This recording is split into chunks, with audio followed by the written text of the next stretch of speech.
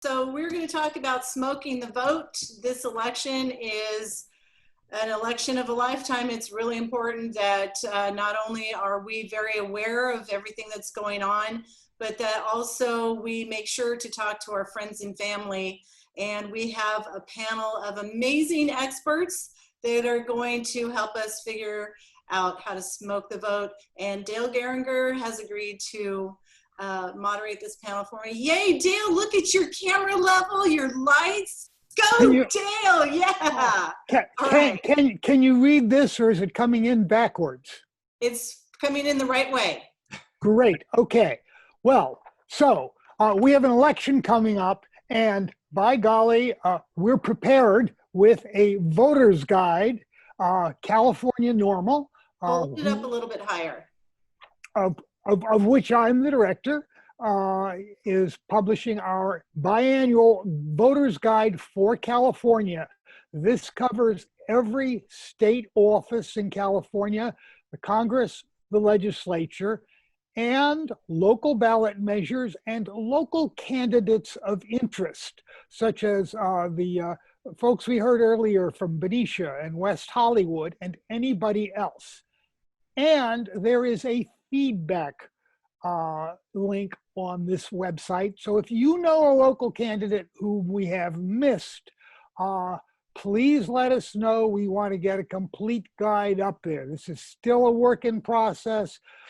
We still have important things to happen, like the congressional vote on the MORE Act, which is coming up this month. And when those votes come in, we will get them up on our website so you can see how the various Congress critters out there voted on it. Let me also say National Normal. Dale, you can put it down now. I've got it in the chat. So okay. National Normal also has a website that covers the entire country. So if you're interested in the races at your parents' place in Colorado or Iowa or wherever, it's all up there. But if you're interested in California, please come to our website. So let's discuss the choices that are coming up here. And let me just say, everybody says this is one of the most important election since the last time they said that. And at the top of the ticket, I think the presidential ticket is very, very interesting, although from the standpoint of cannabis, I'm not so sure that the differences between the candidates there are quite so obvious, except I would point out that Senator Kamala Harris, who is running for vice president, has become a Senate sponsor of the MORE Act. So that's a plus there. I think the most important races this year are actually the race for control of the US Senate, and we in California are not voting on any US senators this year. So we can look at the congressional races, however, and a lot of local races, and let's do that. So I'm going to turn to these panelists one at a time here and get their input. I'm going to start actually here with Dallin Young. Dallin Young, he's with the Cannabis Chamber of Commerce in San Diego. And I thought it would be appropriate to get sort of an update on what's going on at the far south edge of the state. Dallin? Yes, thank you, Dale, and thank you so much, Susan, for having me. Happy to chat about what's going on in San Diego and San Diego County, the southernmost island of California is what we like to say. But a lot of good things are happening down here. We've been doing a lot of political work for candidates and in jurisdictions over the last, 10 years at this point.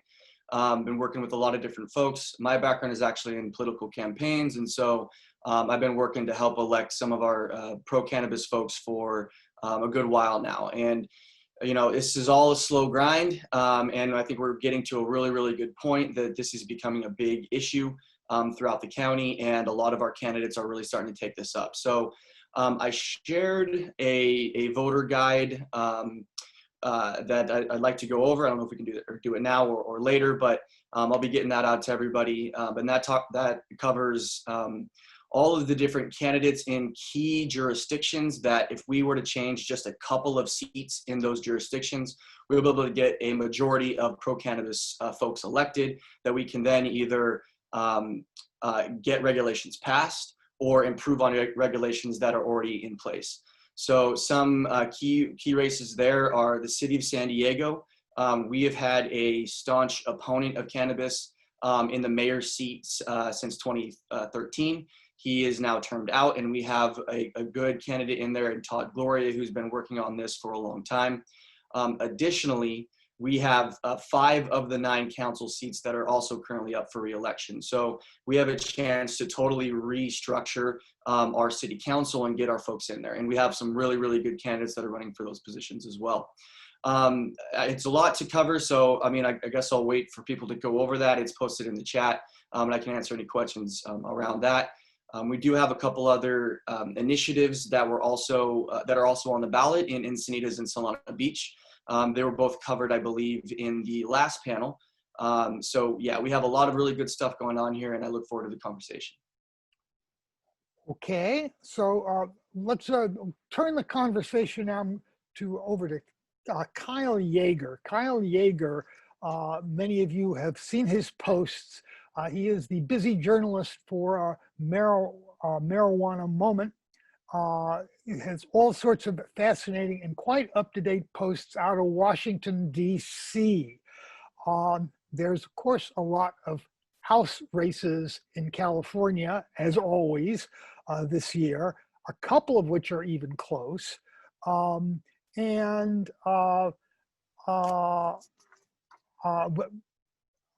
got to say that the California delegation is very much split along party lines, with one exception, namely Tom McClintock, up north, the only Republican presently, who's been supporting cannabis legalization.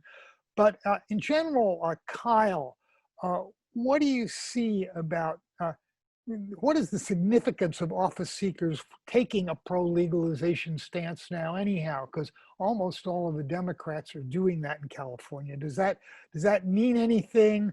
And is it actually just good enough to say, well, I'm for legal marijuana because it's such a common thing around here?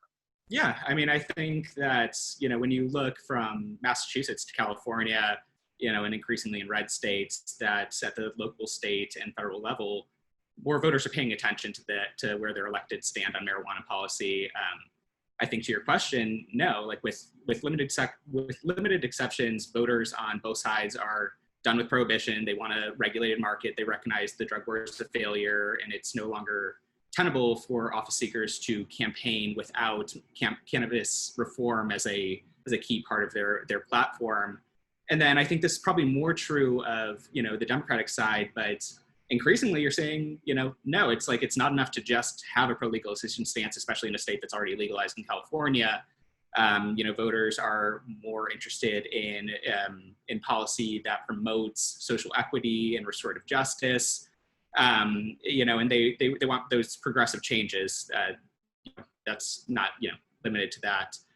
The other thing I'll say, you mentioned McClintock, it's like he's on the record. I think he talked to Politico last week as being he's going to be a yes vote on the MORE Act when the House votes on it in a couple of weeks. He and Gates of Florida have both said that at this point. But I think the last thing I'll note is that, as voters are looking at these congressional races, they're going to really, really start focusing on the fact that, there were 5 members of Congress or 5 members of the House in, I believe, July, who voted against a spending bill rider that was simply designated to protect states from having DOJ interference in the implementation of their cannabis programs. And that those 5 votes, those votes are going to become more and more important for voters. And there were votes from California that went that way. 5 votes from, they were all Republicans, but 5 votes from members of the House who represent the state of California, basically saying, give DOJ jurisprudence to arrest our citizens. And doesn't that include Kevin McCarthy, the majority leader of the Republican Party, or the minority leader of the Republican Party? I think there's going to be increasing pressure on those lawmakers to flip the bill. And if there were 5 votes on this very simple spending bill rider, I expect more Republican or more votes against the MORE Act, which is more comprehensive and includes these kind of restorative justice provisions that some especially GOP members have taken issue with. But yeah, You do think the MORE Act's going to pass, don't you? in the House, yeah, certainly. I think that Of there's course. it's not going to be the same caliber as the spending bill rider to simply protect states, but I think it'll pass in the House, and then I think to temper expectations, it's got no chance in the Senate. That's just my perspective. But Right, which is why control of the Senate is so important next year. Okay, so turn now, since we've been talking on the national level, Karen O'Keefe here with the Marijuana Policy Project is sort of in charge of statewide programs nationwide here. And I was wondering, Karen, can you give us a briefing on what is happening outside of California? Sure. So this November, 4 states will be voting on legalization, and another 3 states will be voting on medical cannabis initiatives. The legalization initiatives are in Arizona, New Jersey, Montana, and South Dakota. And if they all pass, we'll have 15 states where marijuana is legal and regulated for adults, assuming Vermont's little asterisk is gotten rid of right now. They have legal possession and sales, or possession and cultivation, but not sales, and they're working on that right now. And then the 3 medical cannabis states are Nebraska, South Dakota, and Montana. And if they all pass, we'll have 36 total medical cannabis states. And you'll note that a number of those states are pretty red. I don't think any of the legalization states currently have even decriminalization, so it will make a very substantial difference in the number of people being arrested and incarcerated.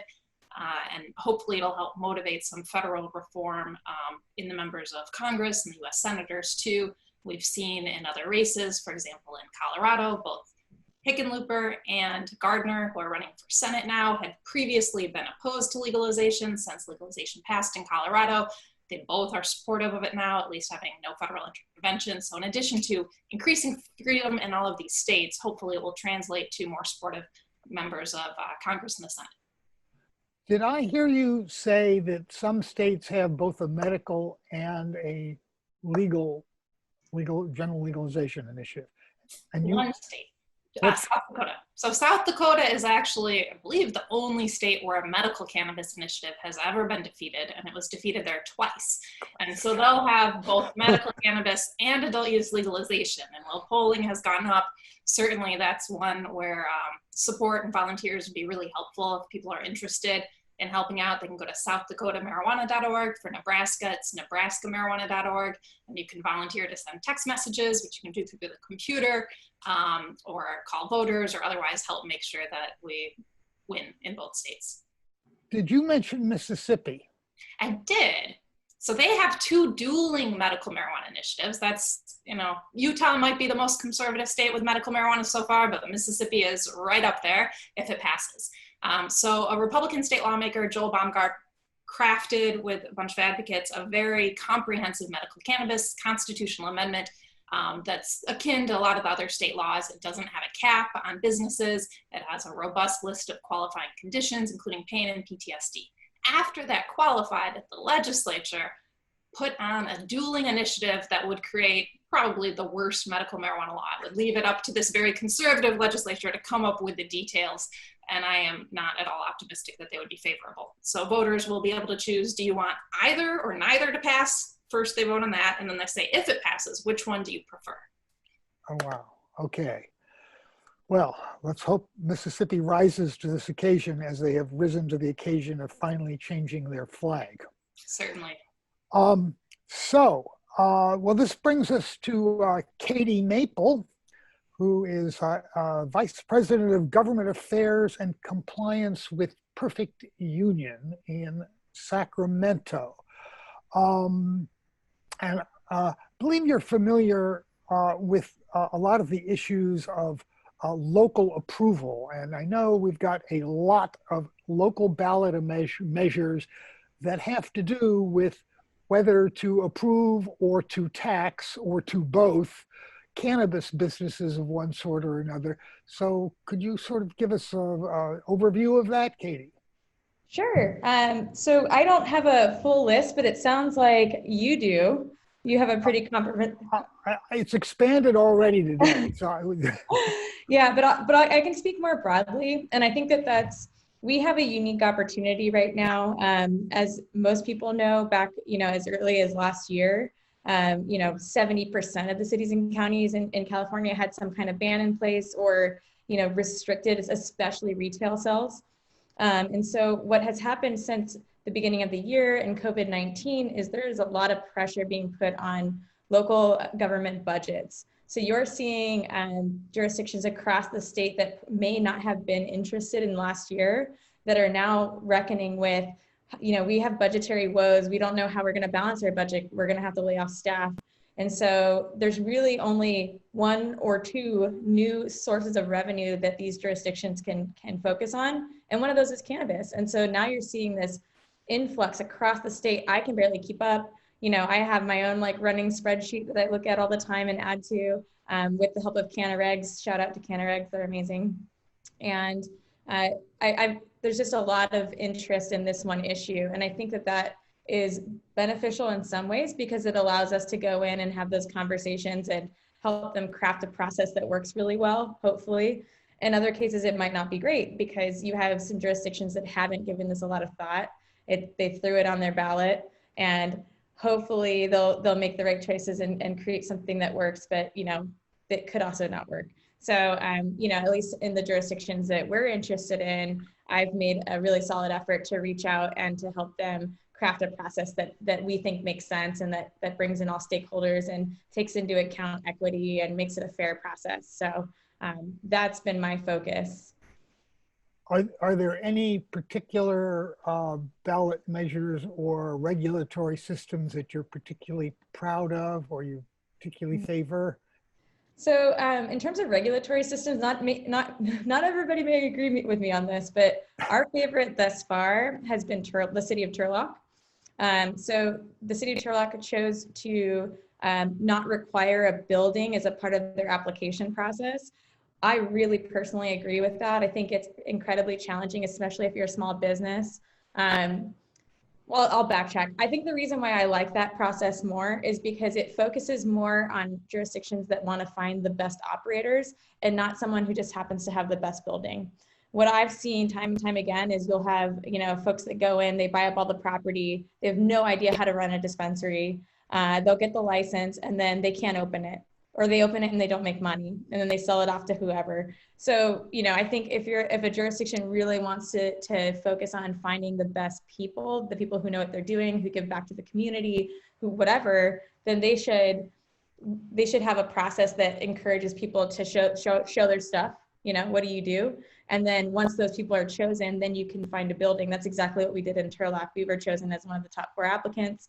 And then they said, okay, go find a building. And then it wasn't a bidding war. Right? Like you didn't have all these companies, and building owners that were jacking up prices so that people couldn't get a hold of a building. And it was just such an easier process. And it's been a joy to work with them as a jurisdiction. So it's probably my favorite.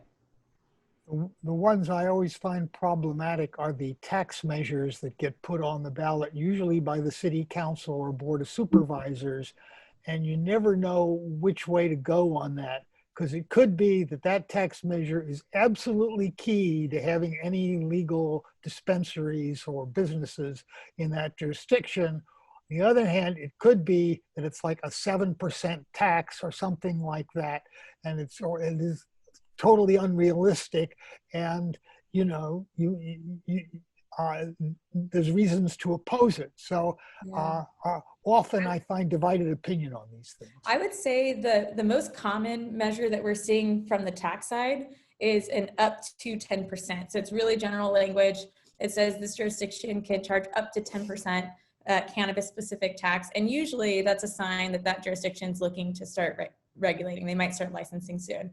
But I think you're right. There's some fear in that. Why would I put in time and energy and work into a jurisdiction when they're going to decide to pass an 8%, no offense to San Diego, but an 8% retail tax? Like that's, for us, we've done our numbers. We know that doesn't pencil out for us. So we're not going to go into a jurisdiction that has higher than, 6%. So this is all a consideration. And if these jurisdictions want good companies to come in, they should be thinking about how they incentivize that. And that's keeping those tax rates low. Particularly, as you all know, we have, you know, our 15% state excise tax, we have our cultivation tax, we have sales and use. Like it, you know, we're paying 40% before we sell a product at retail. So they're going to have to start being more competitive, I think. So, to the panel in general, any key races that you think are particularly important this year? I mean, I could put in a word, by the way, for T.J. Cox, who appeared earlier. As you may know, his was the last election race decided in the last election. It was so close. And he's facing the same opponent again, who was a jerk, frankly. There is one, you know, important race. I could also point to Katie Porter, who also was a very late victory and has had an excellent record since becoming a congresswoman in Orange County. Any other names come up or local races? Hello? Yeah, I got a couple on that one. In the county of San Diego, we actually have a really, really important one. I mean, I can't really overstate it. In the San Diego County District 3 race. This is Tara Lawson-Reamer against current supervisor Kristen Gaspar. Kristen Gaspar was elected in 2016, and the first thing that she did in January of 2017 was help pass an overall ban on cannabis businesses in the county of San Diego. And so even the 5 current cannabis operators that we have in the county, they had 5 years to more or less make their money back on their conditional use permit, and then they have to shut down in March of 2022. Oh, really? Oh my gosh. Sorry, 2021. So that race is incredibly important. We have a very, very good candidate in that one who is very pro-cannabis. There's another race in District 1 that has a current supervisor that is termed out, but both of the candidates running in that race are pro-cannabis. So District 3 is really the race that we need to win. And we have a good champion on there already that if we are able to get the votes, we can really put together a model ordinance for all of the county and all the jurisdictions in the county as well. So that race is huge. And then once again, I can emphasize Todd Gloria for mayor of San Diego to hopefully reduce the 8% tax that Katie spoke about. Because that is just way too high, and we've been facing a very bad opponent in the mayor over the last few years that has threatened to veto on any cannabis regulations. So that's kind of how things have gotten diluted over the years, is because we'd have to get 6 out of our 9 votes in order to get anything done because of that veto threat. So we'll have a good new mayor in there, plus a hopefully a little bit more progressive council that can change things up too. So I mentioned those races in particular is very important. What about Duncan Hunter's seat? Duncan Hunter was one of the few California Republicans who voted our way on this issue rather consistently. He got into a scandal and has quit. So is that going to be a Republican, and is it going to be a jerk, or is it going to be a decent Republican, or is it going to be a Democrat? Yeah, so I mean, we actually have a Democrat versus a Republican in that one. The Democrat is Amar Campa-Najjar. He ran against Duncan in 2018 and barely lost by a district that has an overwhelming Republican registration. Amar, I think, came within 2% of beating Duncan, but it is incredibly Republican. And the current Republican that is running in that one is Darrell Issa, who has been no fan or no proponent of cannabis. So in that one, there is a clear distinction on cannabis policy. So Amar Campa-Najjar would be the one to vote for in that. It's going to be a tough race, though. It's going to be a tough race, but the fact that there's no incumbent in Duncan Hunter, I think, adds to Amar's chances of winning. But it's going to be a very close one, and very hard-fought one if Amar were to take it home. Any other races out there? Yes, no? I live in West Hollywood, and I know Sept Shine was one of the candidates for city council, spoke earlier today. We have 2 of our 5 at-large city council seats up. 2 incumbents are running. As she mentioned, the city recently considered banning smoking of cannabis and tobacco in all residential units in the city that are not single family homes. That was narrowly defeated 3-2. They removed cannabis and kept the prohibition for tobacco smoke. So of the candidates, there is a longtime council member, Duran, who has been a champion of medical cannabis since the beginning, back when the feds actually did asset forfeiture against city property that was being used as a dispensary. So he was the one that made the motion to remove cannabis. He's also supported free market licensing, removing too many barriers to licensing. The other the other incumbent, John Heilman, had been pretty good on cannabis licensing, but voted in favor of the ban and against removing cannabis from the ban. The challengers, there's a number of challengers. The only two whose position I know on cannabis are Seppi Shine, who spoke in support of removing cannabis from the smoking ban, and John Erickson, who's also one of the front runners and also was supportive of removing cannabis from the ban, although he did not speak publicly at the hearing or otherwise submit a public comment on it. And I want to shout out to Sacramento. So living in the city of Sacramento, the city has had 30 dispensaries for several years. You know, we have 2 of those there. But the county of Sacramento has had a complete ban forever. And it's, honestly, I think it's a shame because there's a lot of opportunity there, and there's, you know, everybody's traveling in to the city to access. And so I just want to give a shout out specifically to Greg Fishman. So Greg is currently on the SMUD board in Sacramento. The district that he's running for the County Board of Supervisors has historically been a Republican district. But some recent polling that we've seen is there's a lot of promise there that we can get the votes that we need to turn that blue. And I think Greg Fishman is our guy. He's very pro-cannabis, and he's really focused specifically on how do you create a good environment for companies to come in, as well as addressing equity. So I'm a big fan of Greg Fishman. If you live in Sacramento, live in the county, vote for him. What is the split on the Board of Supervisors these days?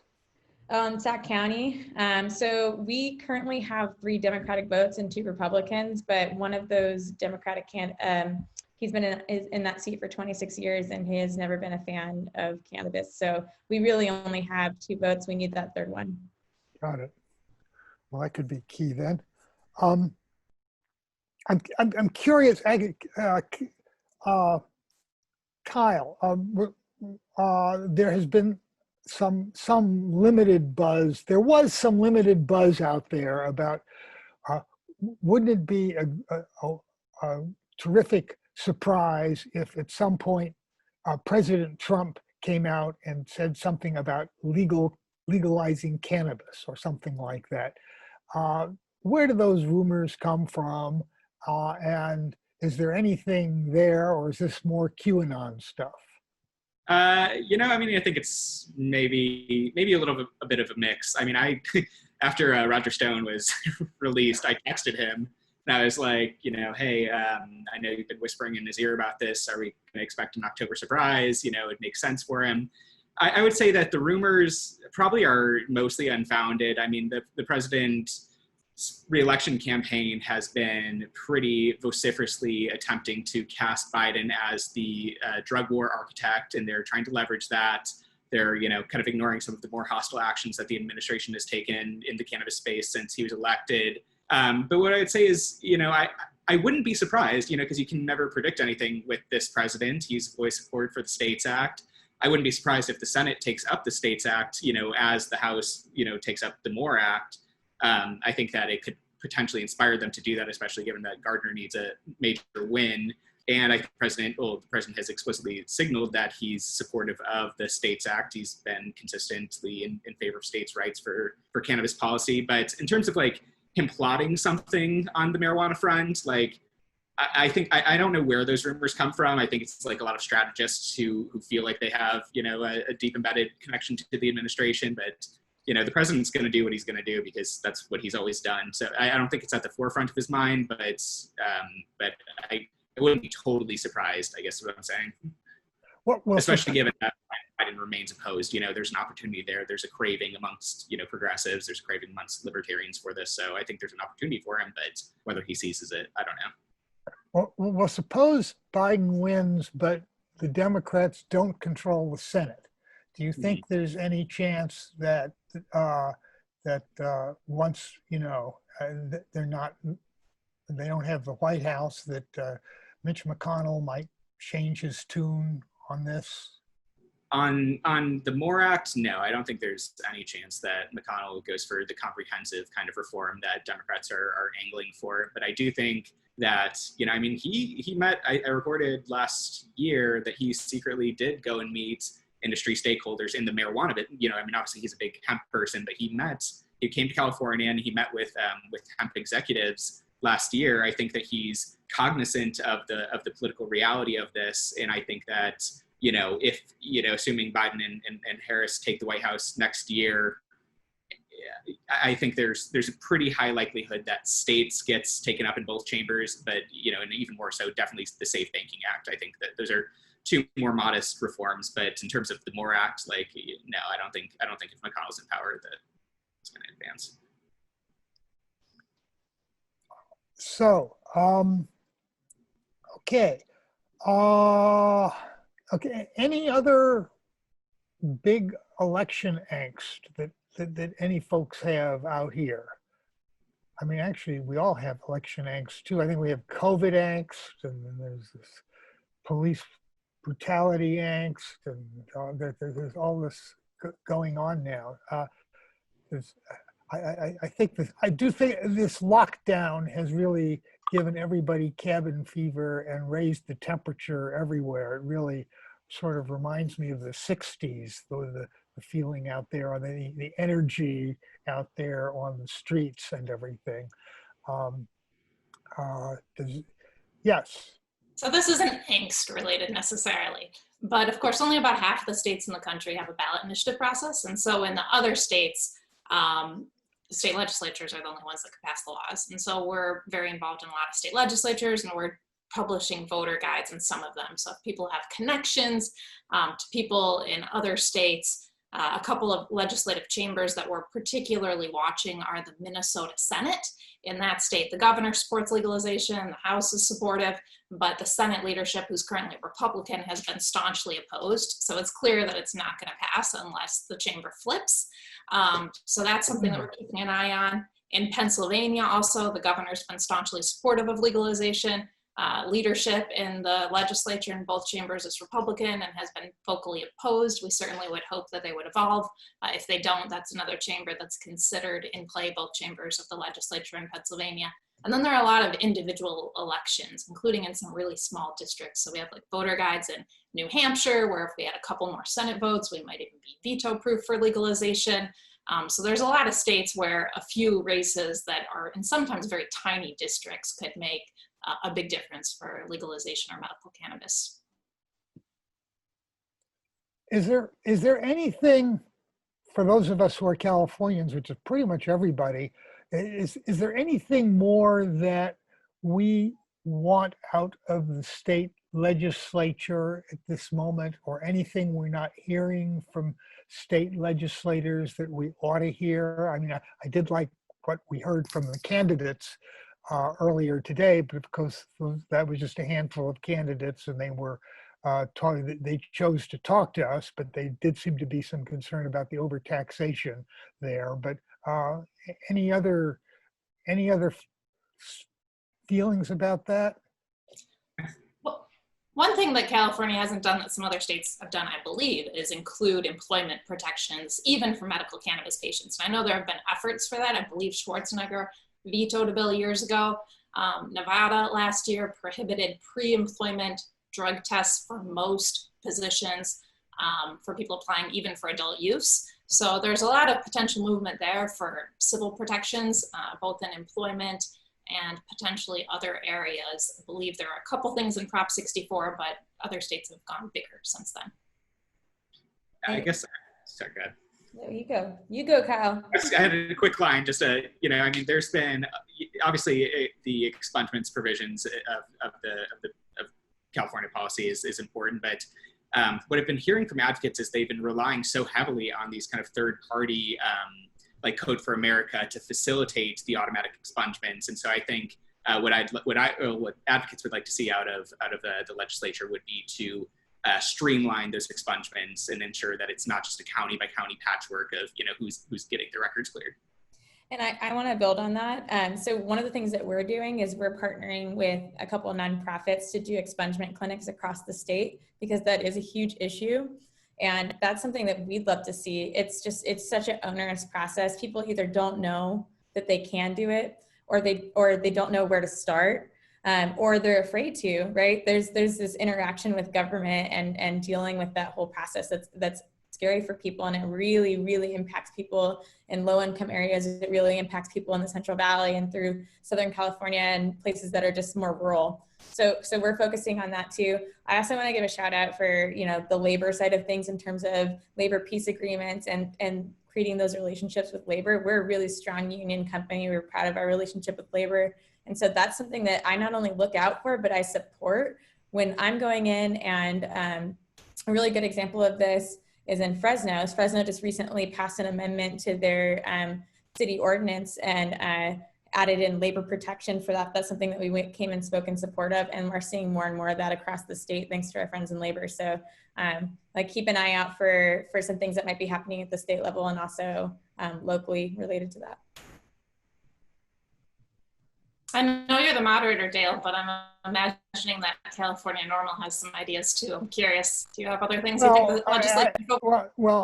I'm glad somebody brought up the whole issue of the employment rights, because that has been a priority of ours. And as you know, we sort of butted our heads against the wall about trying to get medical marijuana employment rights.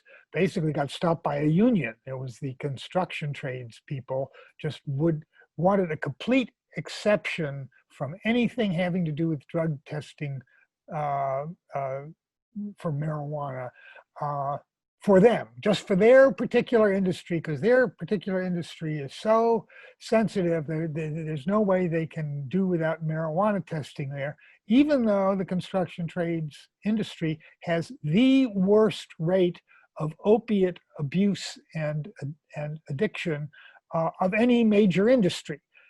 And they are in crying need of allowing at least medical cannabis there.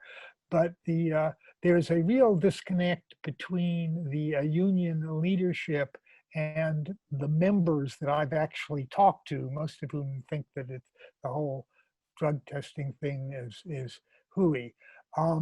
So I hope we'll be able to break through that this year. And I do think we should go beyond medical to general use as well. Another issue that came up in this West Hollywood smoking ban, there is a general misunderstanding, or based on the wording of Prop 64, that basically Prop 64 says that you can't have any marijuana smoking where except where tobacco smoking is permitted. So this means you really cannot have a tobacco-free marijuana space if you read it that way. Now, it was not intended to be that at all. It was, and as Tamar Todd explained in a lengthy letter, no, this did not constrain West Hollywood to forbid cannabis smoking in apartments if they were going to forbid tobacco smoking there.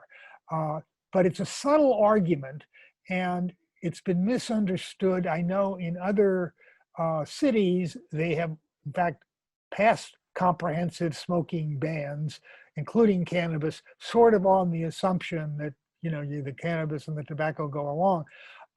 So it would be nice to have some legislation that clarified that, and actually, I think more broadly, sort of made it clear that local governments have the authority to authorize cannabis smoking or vaping or whatever, where they choose, if they so choose. At least make it as people often don't appreciate that cannabis, unlike tobacco smoking, you can't smoke cannabis in public theoretically. So tobacco smokers actually have a whole lot more freedom and mobility than cannabis smokers do in that regard. And I'd like to fix that. But I don't know we have a very powerful anti-smoking lobby in California, as people should know. And whether we can do anything about it, I don't know. In fact, I was really interested in, this is not a cannabis issue, but there was a flavored tobacco ban that just So this actually is, I think this is a cannabis issue. So prior to take my position here at Perfect Union, my job was working as a contract lobbyist in the state legislature, and there were multiple proposals for flavored tobacco bans that had been floating around the legislature for the last 3 or 4 years, and virtually all versions of those did include cannabis. Often, luckily, we do have a fairly good lobbying core on behalf of cannabis that has kept it at bay. But I think now, seeing how swiftly this was enacted into law, kind of in the middle of the night and then signed by the governor the next day, that shows you just how much the powers that be are in the ear of the governor. So I would not be surprised if we see something else come down the pipeline. We're already starting to see this. So like in Contra Costa County, they passed an ordinance that banned flavors for cannabis as well as tobacco. So, just I would be on the lookout for that at the local level and at the state level. I think that's the next thing that's coming. The vote on that flavored tobacco products bill was, I think there were no votes. Usually the Republicans will vote no. It's the one thing that they're pro-choice on tobacco, and the Democrats are pro-choice. Yeah, right. And a few Republicans abstained from voting, but nobody dared vote no on the even though I swear there's got to be millions of Californians out there who really enjoy and value menthol cigarettes or flavored vapes. In fact, there's a whole flavored vape industry that probably employs thousands of people in California that may have been put out of business here. I don't know. Yeah. I think one of the challenges, and not to take up too much time, but one of the challenges on that front is there's a very real argument that it's used as a harm reduction tool. A lot of people that are using flavored tobacco products, vape products, use them to quit smoking cigarettes, such that other places, including the UK, will give you, a doctor will recommend to you and can give you a flavored tobacco vaping or a flavored vaping product in lieu of you smoking. And the research shows that it is a harm reduction tool. For whatever reason, the left here in California does not view it that way. And there's very much a powerful lobby that says, hey, this is getting kids hooked. I believe that there's also some validity to that too. So, but I think that the next addition to that is going to be, okay, well, if we continue to see flavored cannabis vaping products, then that's only an enticement for children. And they have been reinforced by this bill that just got passed and signed. So I think that, unless there's a really concerted effort of people to make those strong arguments that, no, these are for adults and this is a preference and a choice, I think we're going to see that come. I'd like to just kind of pivot a little of these conversations towards, I guess, more local lobbying and advocacy work for kind of smaller races, especially, for city council races in a lot of these different jurisdictions. So many of these folks kind of get on the quote unquote, I guess, batting lineup for these higher positions at the state level. So, I think that we as an industry need to do a little bit better in really bring our local elected officials and or candidates to all these different businesses so they can see what's going on in all of them and understand the differences between all of these things. Because essentially they're going to be our state assembly members or state senators, here soon. So it's good to get that education done early so that we don't have to do it again on the back end. I think some of the failings that we've seen at the state level to get any kind of tax relief, banking relief at the federal level as well, it's just going to be a slow burn, and we really need to start working on our local folks to getting them more educated on the issue. And then, that'll help with our local regulations as well, and so on and so forth. So kind of want to, I guess, pivot that a little bit. Okay. Well, so here's another idea. we all live in California where a lot of the election results, I mean, we already know what they're going to be. I certainly do in my district. I have Barbara Lee as my congresswoman. Hooray, I love Barbara Lee, but it's not going to be an interesting election. And nothing else is for me either. But uh, I don't know how many of the rest of you Californians are in a similar position, but have you considered trying to influence elections in other states? I mean, I have relatives back in Ohio, and I work on them. In fact, I even maintain a couple of false addresses in Ohio, former addresses of mine, where I write to my Congress people from Ohio and contribute to congressional races back there, because that is a battleground state and something might come out of helping theirs. Anybody else on that?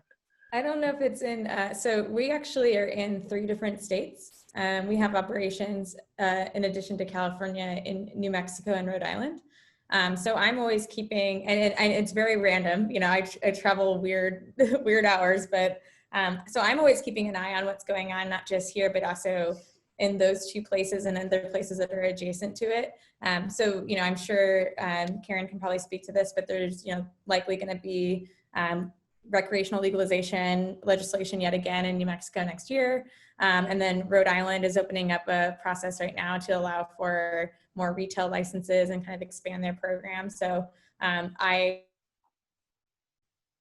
keep an eye on as well what's happening, you know, who's running for legislative seats out there, you know, who's taking control and who could potentially either frustrate or help those efforts. So I think it's really important, especially if you're, you know, working for an organization that, you know, has a bigger footprint, that you're keeping an eye on everything, which can be overwhelming. Yeah, I mentioned before, sign up to volunteer for the South Dakota and Nebraska initiatives if you want it. That's the most direct marijuana policy influence you can do. There you go. Our opponents are well funded. Arizona isn't one we're leading, but last time it fell short for legalization too. So there will definitely be volunteer opportunities that you can do from the comfort of your home in California to spread freedom in other states. Certainly, I personally make some contributions to candidates outside of California too. But really helping out on the initiatives is tremendous. You can spare some money to contribute to them. There's a legal fight right now trying to kick the initiative off the ballot in Nebraska. So they're working on that as well. Who are the forces putting money in against these things? I mean, I don't think anybody's doing that much here in California, but. Yeah, it's not been disclosed yet, I don't think. Kyle might know more about it. My understanding is a lot of money's going in Nebraska. In 2016 in Arizona, the governor at the time spearheaded a campaign committee that raised more money, I think, than the supporters raised at the time, if you discount the signature drive. And I'm not sure. I remember one of them was an opioid company that the people who are in charge are now in prison, I think. And one of them tried to get to use medical marijuana as a safer alternative to the opioids after having opposed legalization. So that was a doozy. Project SAM, which is a national organization, raises a lot of money and makes a lot of donations. They seem to have a single 1 or 2 major donors based on their, I think they're called 990s, but it's not clear who they are. They haven't publicly disclosed them, other than I think there was one woman in Virginia that's been disclosed. But Kyle, do you know more about that? I don't. I mean, I know as much as you do. She describes herself as a retired artist or something, but somehow just has millions to bank for Sam. Julie something. Yeah, I don't know. Yeah, I don't know. And I suspect though, I mean, we just covered today, there's been an ongoing dispute over Nebraska's medical cannabis initiative, which qualified with almost 200,000 votes, but then there was a law firm that filed suit challenging it on a single subject issue, and the person who filed the suit wasn't disclosed until I think last week, and it was a sheriff. It was a sheriff of a local county, and so I suspect that especially in some of these, the South Dakota, Nebraska, Montana, I suspect there's a good law enforcement push, as we've seen kind of historically.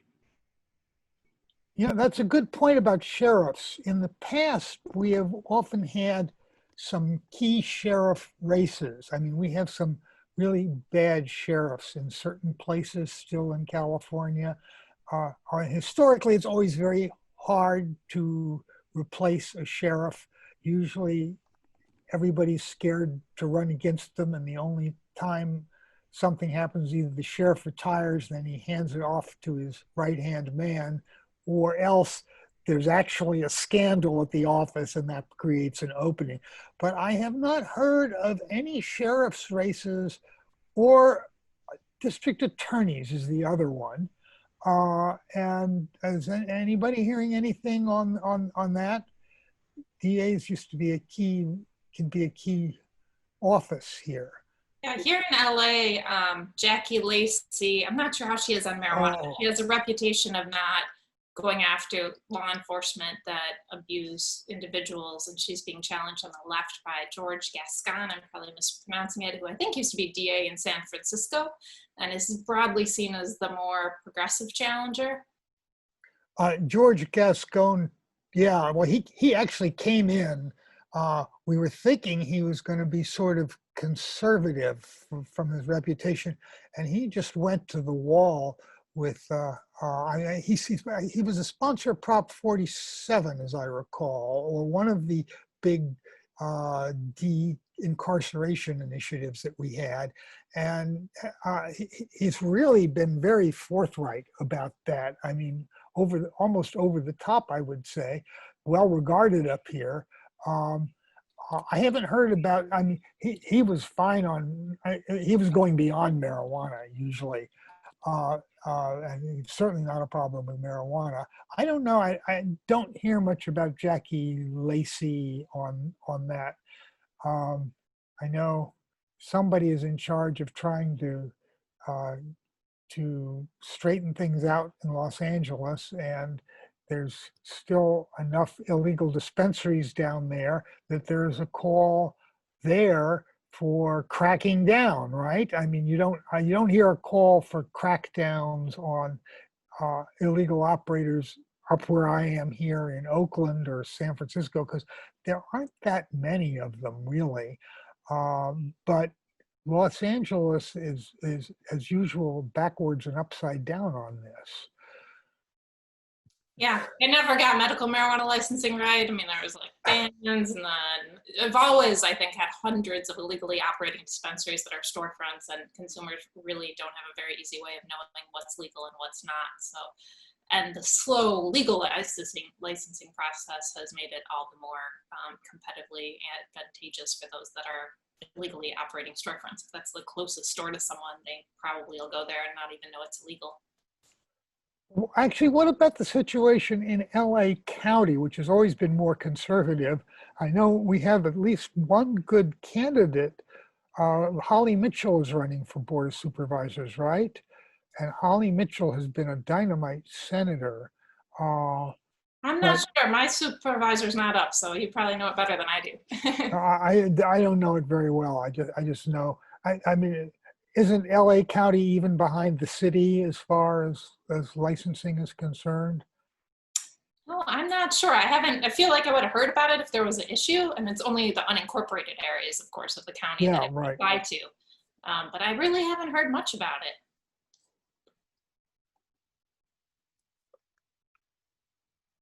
No, nobody else either. Okay. Well, we don't have any Angelinos on this panel. We have West Hollywood people instead. So any hopes or expectations from the coming election? What do we expect to happen on November 3rd, and what's it going to do for us? Any thoughts about that? It'll give our issue a little vindication. You know, in San Diego County, and I think across the state, I mean, I don't know a lot of specifics, but or like specific races, but I think that the issue of cannabis has been a winning issue in a lot of places, which is a little ironic because so many folks don't want to actually touch upon it or really look into it or use it as a winning issue. But I mean, I know in San Diego County, for example, not a single pro-cannabis candidate has been ousted from office during one of their re-elections. The only folks that the only incumbents that have been unseated have been ones that have been very difficult on the issue or have been opposed to the issue. So, I think that by us really putting an emphasis on cannabis in all of these races throughout the entire state, that, I hope that it will give our candidates in the future the leverage or the interest in using this as a wedge issue. Because I know that a lot of folks do see this as an issue that is intersectional with so many others, especially right now with social justice and criminal justice. I think it's a huge issue, and I hope that we're able to make this a much larger issue and draw those intersectionalities with voters overall, so that future candidates and elected officials can use it as well. Does anybody have the sense that it's affecting turnout much one way or the other? The president thinks so. Yeah, I was about to say, yeah. The president said so on the record, but the evidence is mixed of this. Like, I mean, there have been multiple studies, and it's not definitively proven that it's advantageous exclusively to Democrats. And I think that if the right Republican gets on board with it, they can boost their turnout too. I'm talking to a congressional candidate in Texas. I think Texas 30th district, representing Dallas, and not to divulge too much because I guess I shouldn't say this, but he's interested in cannabis policy, and it's like I'm starting to hear more and more from Republican congressional candidates who are competing against Democrats who also see it as a winning issue for them. Well, when Texas legalizes, I think the battle will be over. But I mean, I think with younger voters in particular, this is a huge issue because none of them really see it as wrong. And I mean, I think it's a couple different things. I'd say that you might not see the impacts of it because so many folks already think that it's legal everywhere, and the illicit business that's right down the street from them, they assume is legal and is permitted. So, if you're able to really draw the distinction that, let's just say that in a jurisdiction it's banned, if you're able to demonstrate that is, that it's not legal and the place that they're going is not a legal operation, and that your initiative or these candidates want to help put together regulations to allow for legalized operations, that can really be a winning distinction.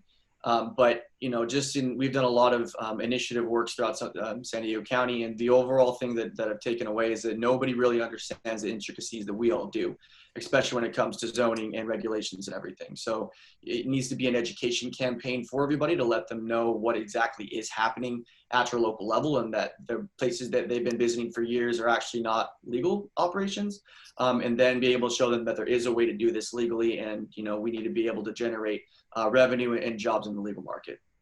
And I want to piggyback on that, and that's just more broadly, just the focus on being on positivity. So like education is number one, like speaking to the issues, helping people understand what it is that you're trying to accomplish. But I think another big thing is research shows that when you go negative, turnout is reduced. People don't show up to vote. They feel apathetic. They feel like their vote doesn't count.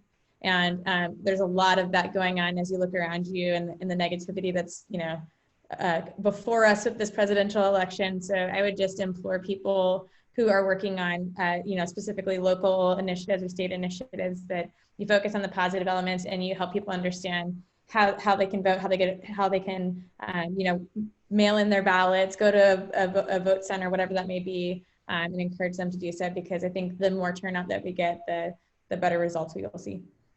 I want to mention that, this isn't exactly what's on the panel, but of course the MORE Act is coming up the week of September 21st. We expect to vote. Every member of Congress is on the ballot this year, so they might be particularly attuned to how their constituents feel about it. If you want to go to mpp.org's website, on the slider, we have a really easy thing so you can contact your member of Congress. If you've met with them in person and some of their staffers, you could reach out more directly to the people you know, but try to get them on record for how they stand and how they'll vote about it, and urge your other folks to contact them, because the higher the vote, the sooner we'll end federal prohibition, and hopefully we can have a really strong vote on this.